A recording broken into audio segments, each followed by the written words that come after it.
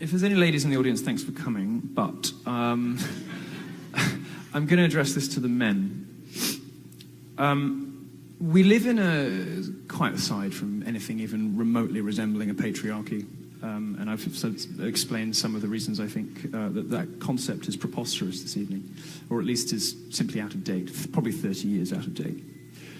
Quite distinct from such a concept. Men live in a very hostile climate. Men live in a world where they do not have free speech, where it is socially disadvantageous and professionally dangerous to discuss things like the campus rape culture myth or the wage gap, or indeed even more simple issues of how men and women are different. These sorts of things can make you lose your job and can take away your platform if you are a journalist or a researcher or an academic. Now that is real silencing. But men should take comfort from, at least, from the fact that it was male ingenuity that explored the oceans, that told us about our planet. It's male imaginativeness that got us to the stars. It is men who have built most of what is best about the world. There are some instances in which... Are you all right? Do you need a lozenge? There are some instances, and the further back you go in history, many instances in which women have been treated very unjustly. Living in America today is not one of those periods in history. Living in America today, men are routinely ridiculed, bullied, derided in the media.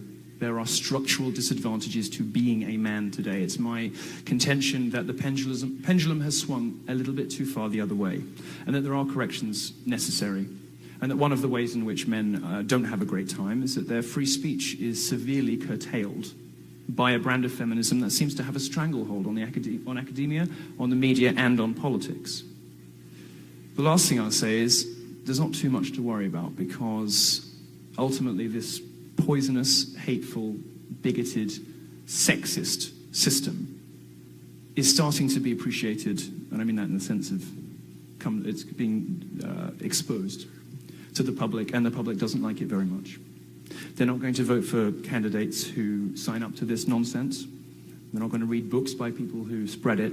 This tiny, shrill, angry, broken, full of damaged people, awful, some of the worst people in the world, who insist on controlling how the rest of us live, policing our sexuality, policing our sexual relationships with others. They are a tiny, angry minority, and they are shrinking by the day. And although, yes, the feminist contingent of them represents the greatest threat to free speech in American society today, that is coming to an end. At least it is getting better.